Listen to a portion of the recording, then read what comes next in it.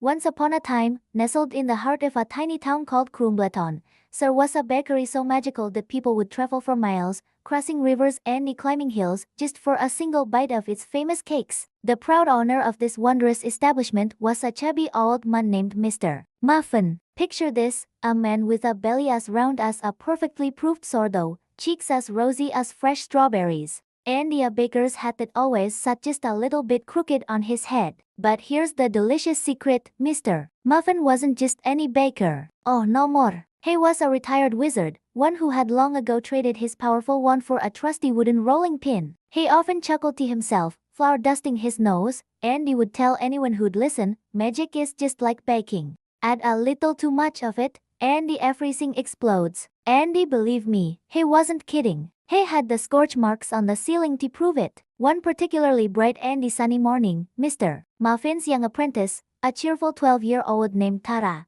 was busy cleaning the bakery. As she swept a cloud of flour from a forgotten corner, her broom hit something solid. Curious, she knelt down and pulled out an ancient, leather-bound book hidden beneath a heavy sack of flour. The shimmering gold letters on the cover read, "Mystical Recipes for Unbelievable Desserts." Tara's eyes widened with excitement. She whispered to a nearby gingerbread man, "Wow, maybe I can finally bake something truly amazing too." Without a second thought, and definitely without telling Mr. Muffin, she tiptoed into the kitchen and opened the spellbook. Her finger traced down the page until it landed on a recipe titled "The Cake That Sings." The instructions seemed simple enough. Add a pinch of sugar, a single spoon of laughter, and then say the magic words "Do Re Mi Delicious." Tara gathered her ingredients, giggling as she imagined a spoon of laughter, and followed every single step meticulously. Well, almost every step. In her haste and excitement, she thought a little extra sweetness couldn't hurt. So instead of one tiny pinch of sugar, she dumped in 10 heaping spoons. She chanted the magic words, and with a brilliant sparkle and a comical poof, the oven door burst open.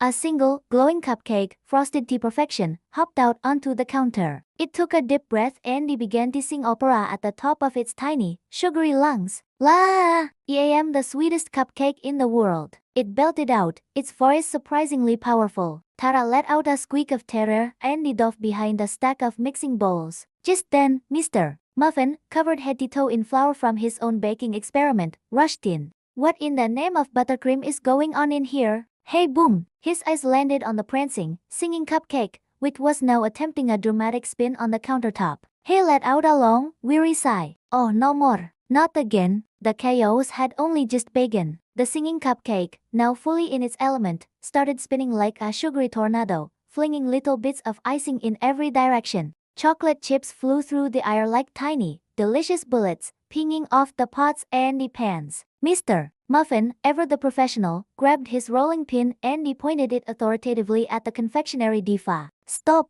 In the name of pastry law!" he commanded. But the cupcake was unstoppable. It simply sang louder, its voice echoing through the bakery. And then, something even stranger happened. Inspired by the cupcake's performance, all the other pastries began to join in. The donuts started harmonizing in a sweet, sugary chorus. The croissants began clapping their flaky layers together in rhythm. And over on the shelves, a line of bread loaves started breakdancing with surprising agility. The bakery had turned into a full-blown musical. Mr. Muffin turned to Tara, who was peeking out from behind her hiding spot. "Tara, be honest, how many spoons of sugar did you add?" Tara looked down at her shoes and mumbled, 10? Mr. Muffin's jaw dropped. 10? That's not a cake, that's a choir. He frantically grabbed the spellbook and flipped through the worn pages. Here it is. The only way to stop a singing cake is to bake something that can out-sing it. With a new sense of purpose, he started mixing a new batch of dough. This was no more ordinary recipe. This was for a giant blueberry opera pie. He whisked, he stirred,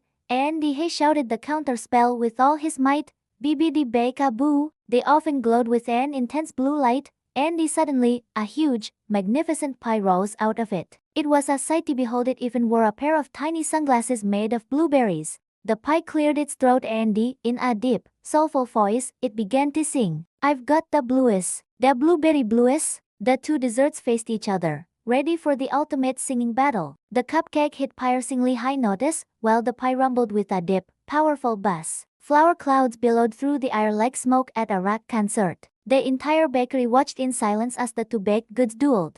Tara, no more longer scared, clapped her hands and cheered, "Go, pie, go!" Finally, the blueberry opera pie took a deep breath and hit a final, booming note so magnificent and soulful that it shook the very foundations of the bakery. All at once, the other dessert stopped moving. The singing cupcake wobbled, its voice cracking, before fainting dramatically onto a tray of soft, colorful sprinkles. Silence fell over the bakery. Mr. Muffin wiped a bead of sweat from his forehead. "Well," he sighed with a tired smile, "at least we know who's got the better voice." Tara giggled, relief washing over her. "I guess too much sugar really does make things sing." After they had cleaned up the entire sticky, flour-dusted, sprinkle-covered bakery and enjoyed a very large slice of the victorious blueberry pie, Mr. Muffin gently placed the spellbook in its hiding spot under the flour bag. He looked at Tara kindly. "Magic and baking, my dear, both need balance. A little bit of sweetness is all you need to make people happy. Too much, and you'll have a singing disaster on your hands."